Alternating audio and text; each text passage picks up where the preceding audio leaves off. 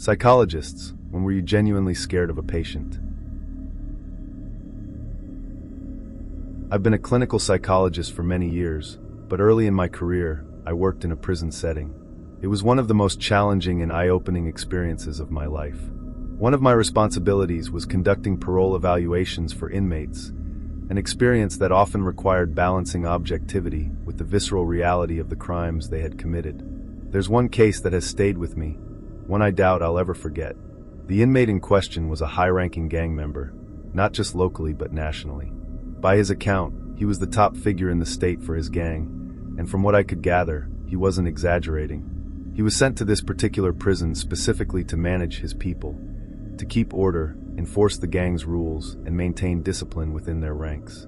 It wasn't an official role, of course, but his influence was well known among the staff and inmates. He wielded it with calculated precision, and everyone, from guards to prisoners, seemed acutely aware of it. His record was extensive and violent. Assaults, armed robbery, drug trafficking, he had done it all. But it was one particular crime that had landed him in prison this time: the torture and eventual murder of a man who had crossed him. When I say torture, I mean it in the grimmest, most literal sense. The victim had owed him money, a debt left unpaid for too long. His approach to dealing with the situation had been brutal, and from what I gathered during our conversation, he saw it as a necessary act to maintain his reputation and authority. As part of the parole evaluation, I had to discuss the crime in detail.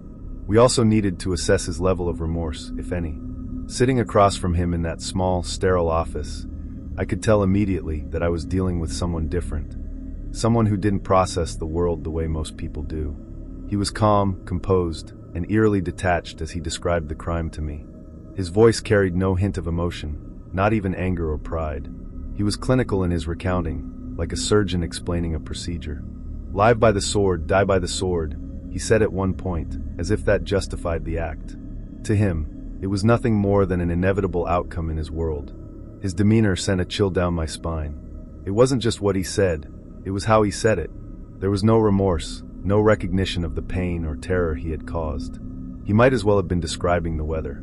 At one point, he even said something to the effect of, "If you're going to be in this life, you have to accept what comes with it." It was as though he genuinely believed that the victim had brought it on himself by not paying up. It wasn't just his past actions that concerned me, it was his ongoing influence. Despite being locked up, he made it clear that he could still take care of his business from inside the prison walls. He didn't boast or threaten, it was simply a matter-of-fact statement. He explained how he communicated with people on the outside, and how easily things could be arranged if needed. I had no doubt he was telling the truth. The fact that he had only spent 18 months of the last 15 years outside of prison didn't seem to hinder his ability to maintain control over his network. When it came time to make my recommendation, I advised against granting him parole. There were many factors I considered, but at the core of my decision was the simple reality that he posed a significant risk to society. His lack of remorse, his influence both inside and outside the prison, and his long history of violent behavior all pointed to the same conclusion. He wasn't ready, or willing, to reintegrate into the outside world as a law-abiding citizen. The parole board ultimately followed my recommendation, and his request for parole was denied. On paper, it felt like the right decision, but on a personal level, it left me deeply uneasy. This was my first parole evaluation, and I couldn't shake the feeling that I had just signed my own death warrant. It might sound dramatic, but the truth is, I believed he had the power to retaliate if he wanted to. The way he had spoken about his ability to reach beyond the prison walls made me acutely aware of my own vulnerability. I brought up my concerns with some of the more seasoned psychologists on staff. They reassured me, saying that this wasn't uncommon. Inmates like him understood the game, they said. He wouldn't take my recommendation personally, because he knew I was just doing my job. "He's been through this before," one of them told me. "He knows the score." But even with their reassurances, I couldn't fully convince myself that I was safe. A few months later, I found myself leading a long-term offender group, which he happened to be a part of. The group was designed to help inmates reflect on their past actions, understand the impact of their behavior, and develop healthier ways of coping and relating to others. Given his status and demeanor, I wasn't sure what to expect from him in this setting. After the first session, I decided to address the elephant in the room. I pulled him aside and asked if we were good. It felt risky, but I needed to know where I stood. He smiled, a genuine smile, not the predatory kind I had feared, and told me not to worry. "You did your job," he said simply. "I can't blame you for telling the truth." His response was both a relief and a revelation. Over the weeks and months that followed, he became one of the most insightful and active participants in the group. He offered thoughtful contributions and even helped some of the other inmates see their own behavior in a new light. It wasn't what I had expected from someone who had shown so little remorse during our initial interview. That's not to say I ever fully trusted him. There was always a part of me that remained on guard, knowing what he was capable of. But in that group setting, I saw glimpses of another side of him, one that was capable of reflection and perhaps growth. Whether that side of him was genuine or just another tool in his arsenal, I'll never know for sure. But it was enough to make me question some of my own assumptions. Looking back, that experience taught me a lot about the complexity of human behavior. People are rarely as simple as they seem on the surface. Even someone like him, who had done unspeakable things and seemed devoid of empathy, was capable of engaging in meaningful dialogue and helping others. It didn't erase what he had done, but it added a layer of nuance to my understanding of who he was. Still, the unease never fully left me. I learned to compartmentalize it, to focus on the work and trust that I was making the right decisions.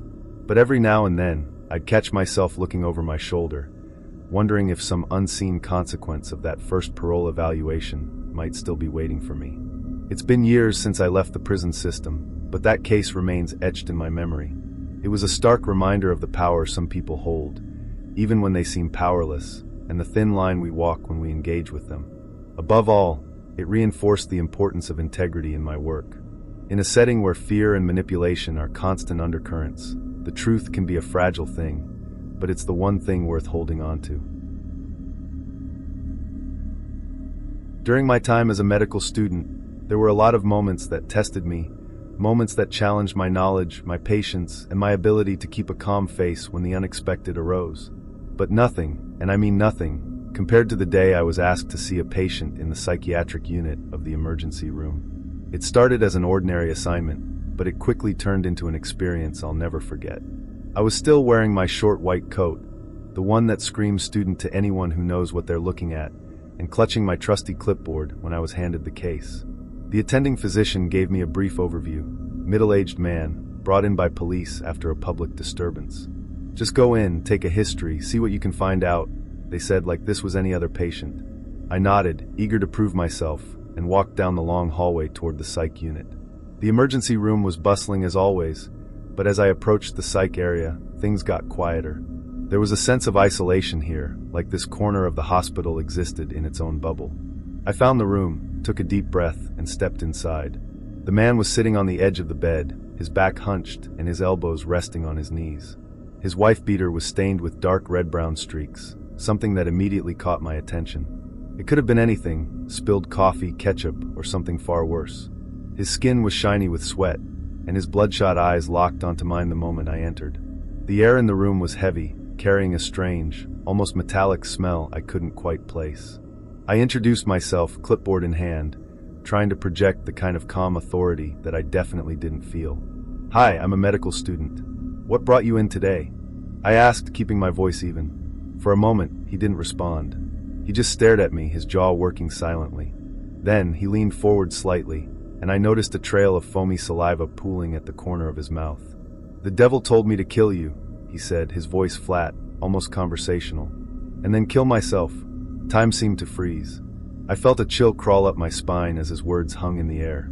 My brain went into overdrive, analyzing every detail, his tone, his posture, the fact that he was between me and the door. I quickly realized I had no idea if he was armed, and the thought made my heart race. I glanced at his hands, which were resting on his thighs. They were empty for now.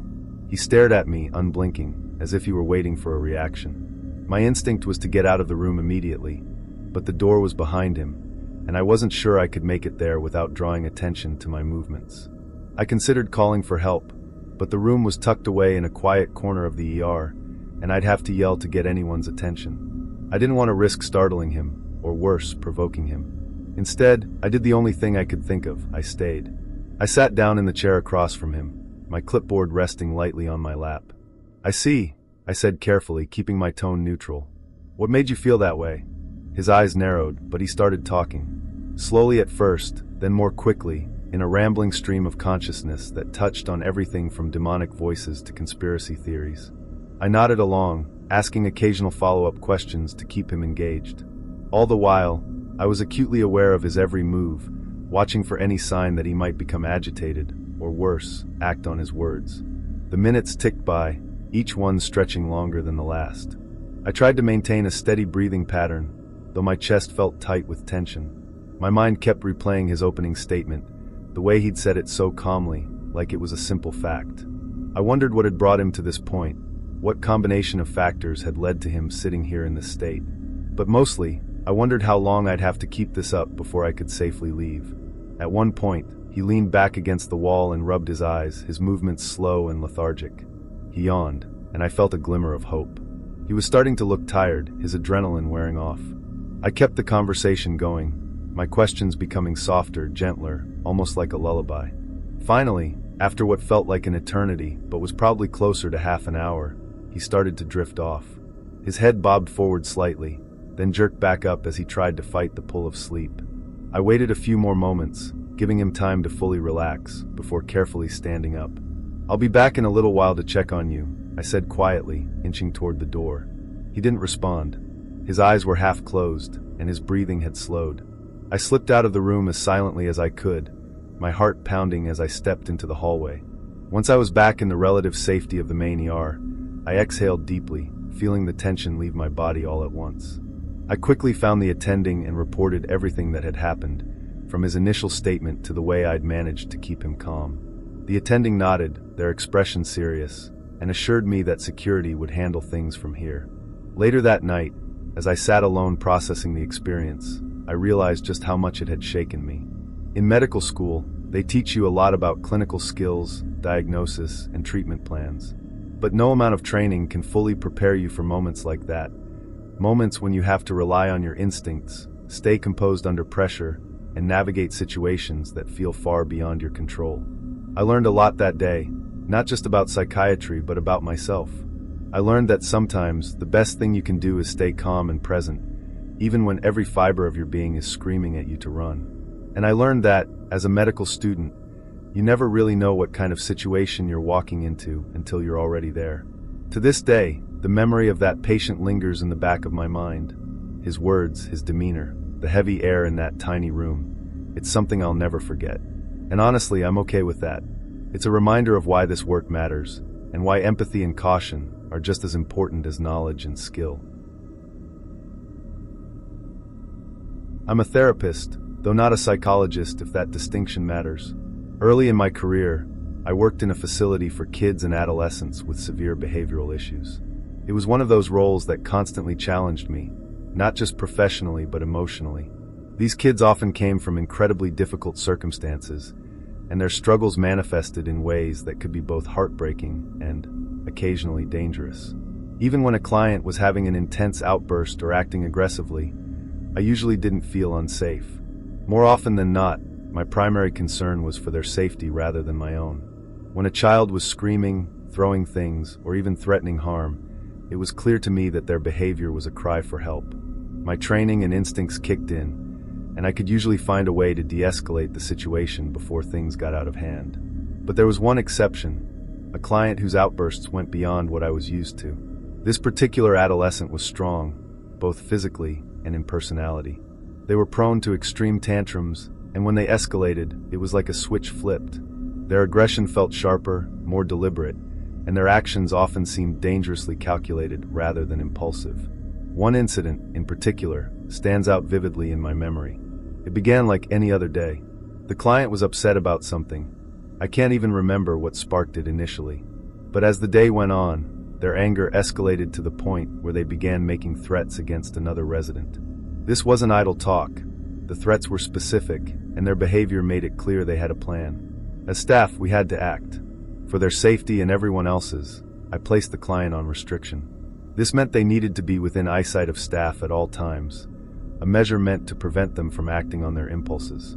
I explained this to them calmly, hoping to ease the transition and avoid further escalation. But instead of accepting the restriction, they turned their fury on me. Before I could react, they lunged at me, their hands reaching for my neck. It happened so fast that I barely had time to process what was going on. My first instinct was disbelief. Was this really happening? Their grip tightened, and I felt the air catch in my throat. I couldn't believe a child I had worked with, someone I cared about and genuinely wanted to help, was now trying to choke me. Thankfully, other staff were nearby and intervened almost immediately. They pulled the client off me before I was seriously hurt, but the moment left me shaken. My throat was sore, my heart was racing, and my hands trembled as I tried to regain my composure.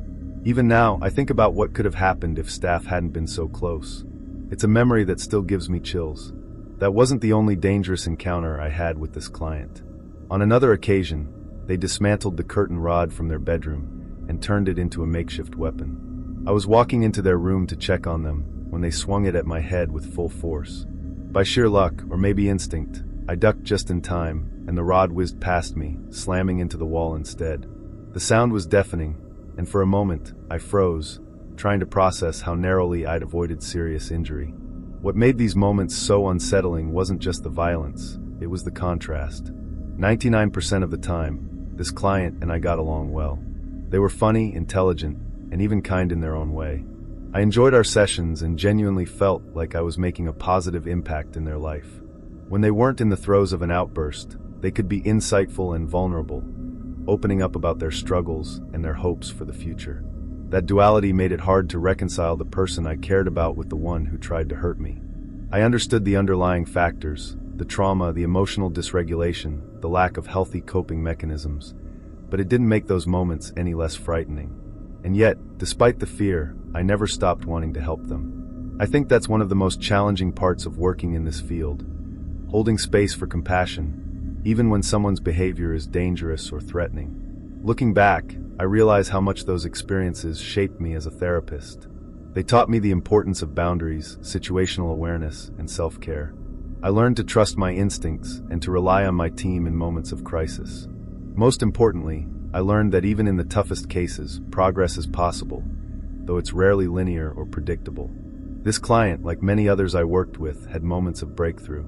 There were days when they'd share something deeply personal, or make a small but significant step towards self-regulation. Those moments reminded me why I chose this career in the first place. They reminded me that even when the work feels overwhelming or scary, it's worth it. Still, there's no denying the toll those incidents took on me. For a long time, I'd replay them in my mind, wondering if I could have done something differently to prevent them. But over time, I've come to accept that some situations are beyond our control. The best we can do is learn from them and continue to show up with empathy and resilience. I worked with a very sweet, mostly blind teenager who was going through his first psychotic break. He had an intense passion for martial arts, taekwondo to be specific. This wasn't just a passing interest either. He was really good at it, even without full vision. You could see his love for the art in the way he talked about it and practiced constantly, whether he was in his room or walking down the hallway. He'd throw kicks with precision, balance, and force that seemed impossible for someone who could barely see.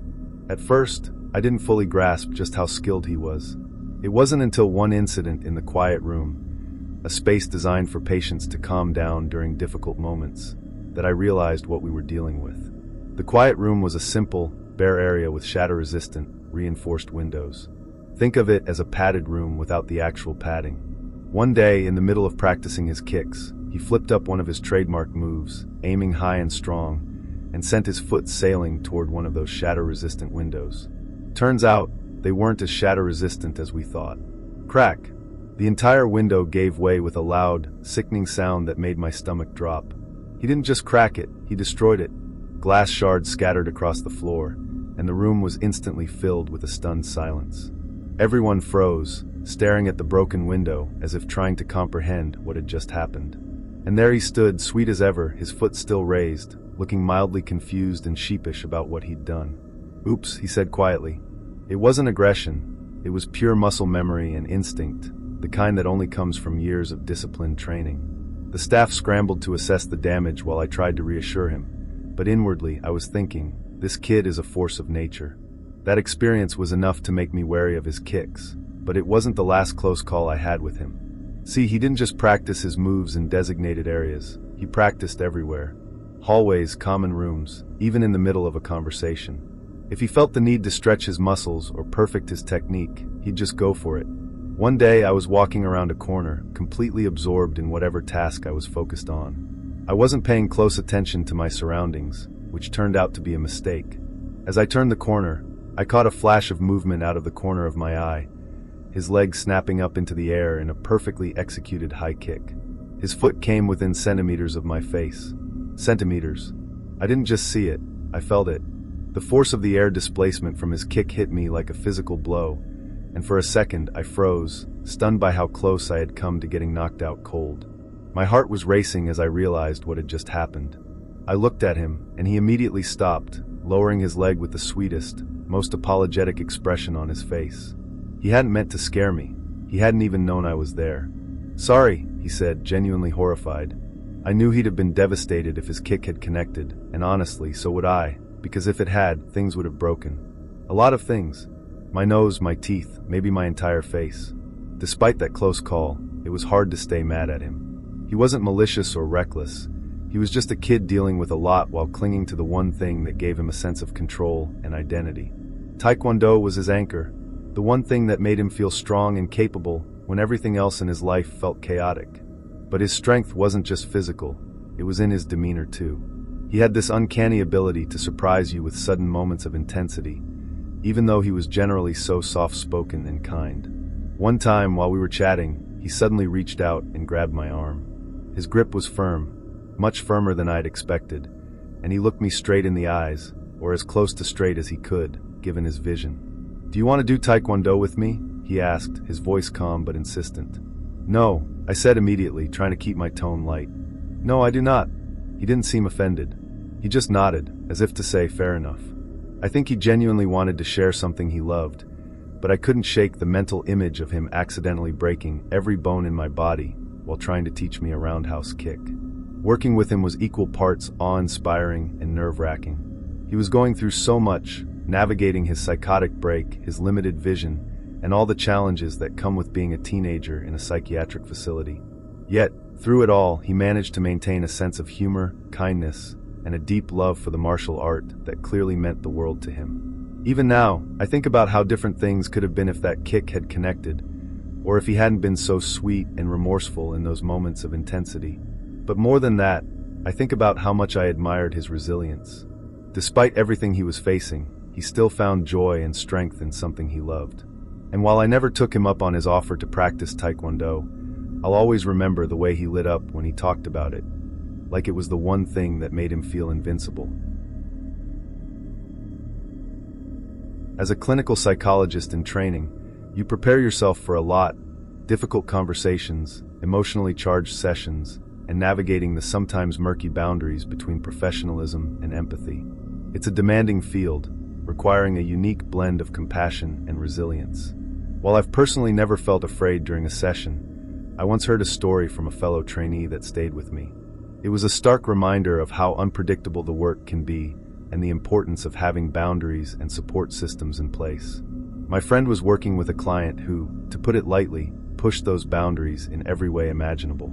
Without divulging any details that would violate confidentiality, I can say that the client had significant struggles, particularly related to compulsive behaviors and social isolation. One of the most prominent issues was excessive masturbation, which had become such a consuming habit for the client that it interfered with nearly every other aspect of his life. At first, the sessions seemed to be progressing in a way that was difficult but manageable. This was, after all, why the client had sought help in the first place. However, it quickly became apparent that his behaviors extended far beyond what could be addressed in a training context. My friend started to feel deeply uncomfortable, not only because of the content of their conversations, but also because of the client's escalating inappropriate actions. The first red flag came during a session when the client brought up his habits in graphic detail. While this topic was relevant to the therapy, the way he described his behaviors crossed professional boundaries. Instead of framing it as a clinical concern, he began delving into the specifics of what he watched, how often, and what he did, details that weren't necessary or appropriate for the therapeutic context. My friend tried to steer the conversation back to more productive ground, but the client didn't seem to understand, or perhaps didn't care. that he was crossing a line. Things escalated during another session when the client made a shocking request. He asked my friend if they could watch pornography together in their next meeting, so he could demonstrate his behaviors. He phrased it as if it were a logical step in his treatment, saying it would give her a better understanding of his struggles. My friend was taken aback, trying to maintain her composure while firmly explaining that this was not only inappropriate, but entirely outside the scope of therapy. The client seemed disappointed but dropped the subject, for the time being. The turning point came in yet another session. While discussing his masturbation habits, the client began touching himself through his pants. My friend noticed it out of the corner of her eye and froze for a moment, unsure if she was interpreting the situation correctly. But as the behavior continued, there was no mistaking it. It was a blatant violation of boundaries and made her feel deeply unsafe. She ended the session as calmly and professionally as she could, then immediately sought guidance from her supervisor. The supervisor, after hearing what had transpired, agreed that this client was not suitable for a trainee to handle. It wasn't just about the inappropriate behavior. It was also about ensuring the safety and well-being of the therapist in training. My friend was taken off the case, and the client was referred to a more experienced clinician who was better equipped to navigate such complex and boundary-testing behaviors. The experience left a mark on my friend, not just because of the discomfort it caused, but because it challenged her confidence in her ability to handle difficult situations. As trainees, we're taught to expect challenges, but this went beyond what anyone could reasonably be prepared for. It highlighted the importance of having strong supervisory support and knowing when to draw the line, for the safety of both the client and the clinician. What struck me most when she shared this story was the emotional toll it had taken on her. Despite the inappropriate and unsettling behavior, she genuinely wanted to help the client. She understood that his actions weren't necessarily malicious, but rather a manifestation of deeper issues that needed to be addressed. Still, it's one thing to intellectually understand a client's behavior and another to sit across from them in a room, feeling vulnerable and unsure of what they might do next. This story also served as a reminder of the delicate balance we navigate in this profession. On the one hand, we're there to provide a safe, non-judgmental space for clients to explore their struggles. On the other hand, we're human with our own limits and vulnerabilities. Recognizing and respecting those limits isn't a sign of weakness. It's a crucial part of maintaining our ability to do this work effectively. As I continue my training, I often think about the lessons embedded in her experience. First, the importance of trusting your instincts. When something feels off, whether it's a client's behavior or your own reaction, it's essential to address it, even if it feels uncomfortable. Second, the value of supervision and collaboration. Knowing that there's a safety net of more experienced professionals to turn to can make all the difference in navigating challenging cases. Finally, it reinforced the idea that self-care in this field isn't optional. We can't pour from an empty cup, and we certainly can't help others if we're feeling unsafe or unsupported. Taking time to process these experiences, seek guidance, and reflect on our boundaries isn't just beneficial, it's necessary. I'm not a psychologist, but I've experienced something that shook me to my core. A breakdown in my ex that left me absolutely terrified. It was like watching someone you love slowly unravel, powerless to help them, while trying to keep yourself afloat in the chaos. He had just started a new medication for his mental health issues, and from the beginning, it was clear that something wasn't right.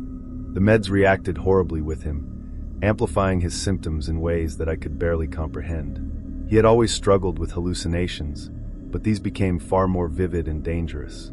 On top of that, he started having blackouts, periods where he'd do things and have no memory of them afterward. The worst part?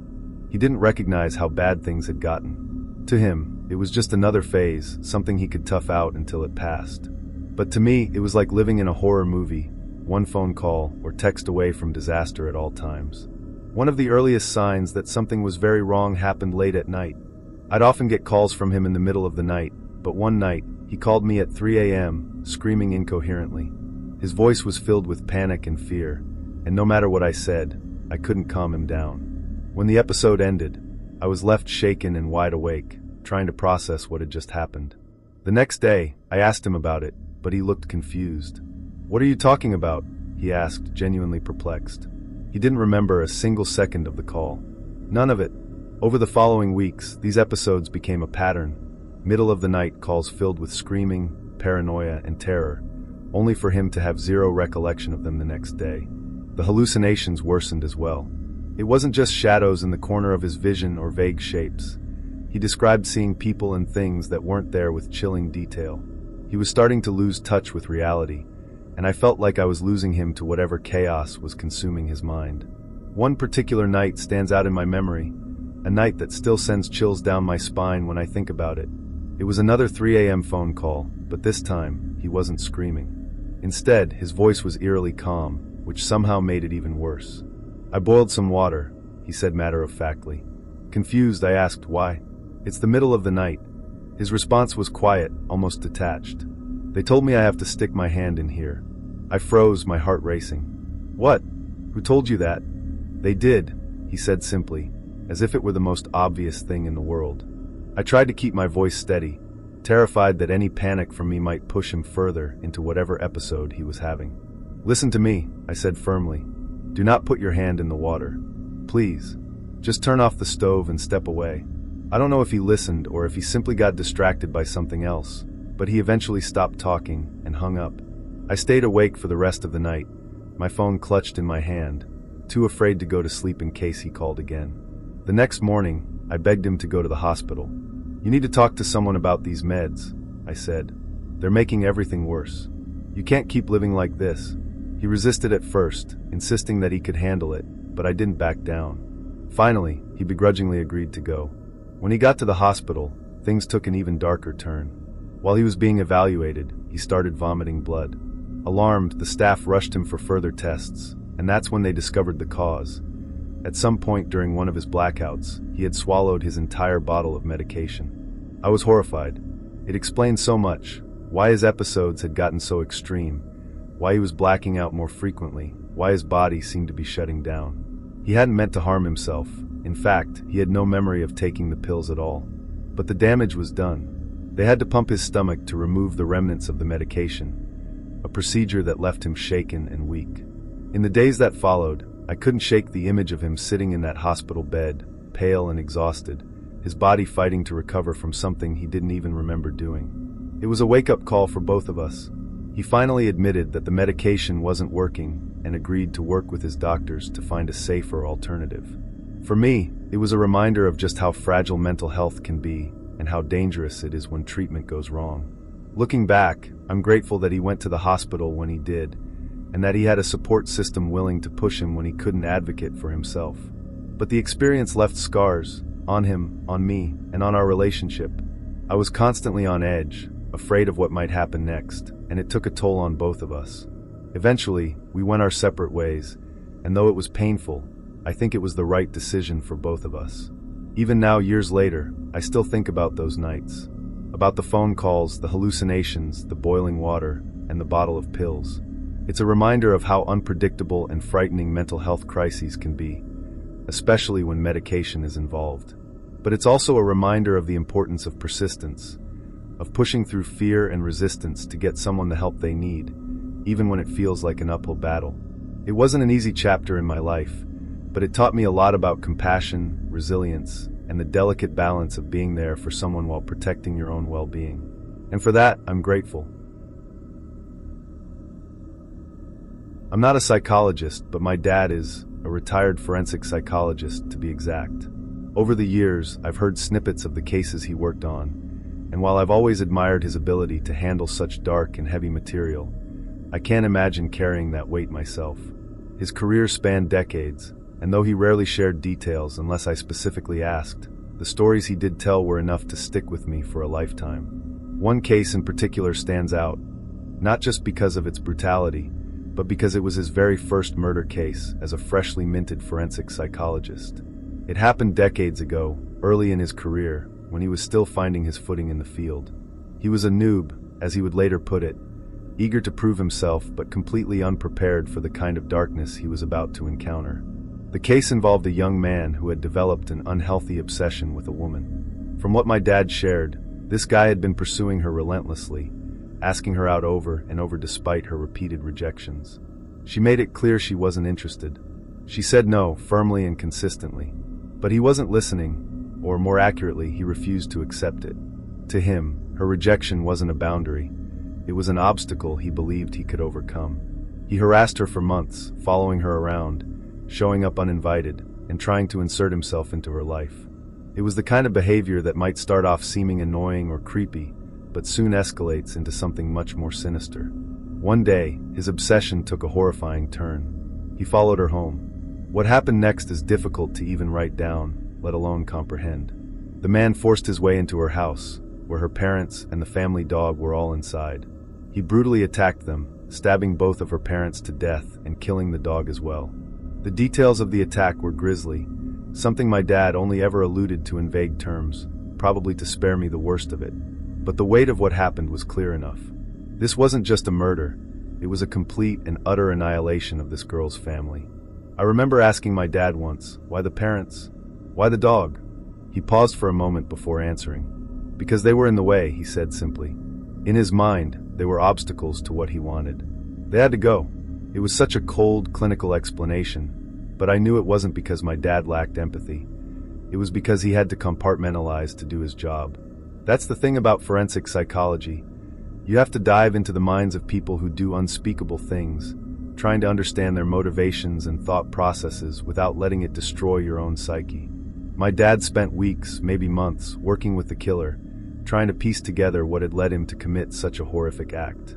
From what I gathered, the man was entirely devoid of remorse. He genuinely believed he had been wronged by this girl, that her rejection of him was unfair, cruel even. In his mind, he was the victim, not the perpetrator. He couldn't, or wouldn't, grasp the magnitude of what he'd done. My dad said those were the hardest types of cases, the ones where the offender had no capacity for empathy or accountability. It was like staring into a void, trying to find something human, and coming up empty. I never asked much more about the case, and he never volunteered additional details. I think he knew that hearing too much would have been overwhelming for me, even as an adult, but the little he did share left a lasting impression. The idea that someone could harbor so much entitlement and resentment that they'd kill an entire family over a rejection was chilling. It made me think about how many people experience harassment or stalking, often brushing it off as not that serious, only for it to escalate into something unthinkable. That case was just the beginning for my dad. Over the years, he worked on countless others, murders, assaults, and crimes so twisted that he rarely spoke of them, even in passing. He always said it wasn't the violence itself that haunted him, but the psychology behind it. Understanding the why was both his job and his burden, and it was something he carried with him long after he left the profession. I think about that sometimes, how he spent his career diving into the darkest corners of human behavior, trying to make sense of the senseless. It's a job that demands not just intelligence and training, but an incredible amount of emotional fortitude. He's retired now, and though he jokes about having far too many stories, I rarely ask him to share them. Part of me doesn't want to know. It's not that I don't respect the work he did. I do immensely, but there's a certain heaviness that comes with hearing these kinds of stories, a heaviness I don't think I'm equipped to carry. The case with the obsessed man was enough for me. It was my first real glimpse into the kind of work my dad did, and it taught me more than I ever wanted to know about the fragility of human life and the depths of human obsession. Even now, years later, I still think about that girl, about what she lost, how she coped, and whether she ever found a way to move forward. I hope she did. I hope she found some measure of peace in the wake of such unimaginable tragedy. As for my dad, I think he found peace in retirement. He left the field with a wealth of knowledge and experience, but also with the scars that come from bearing witness to the worst of humanity. I'm grateful he did the work he did, but I'm also grateful he doesn't have to anymore. Some stories stay with you forever. This is one of them, and honestly, I don't need to hear any more. One is enough.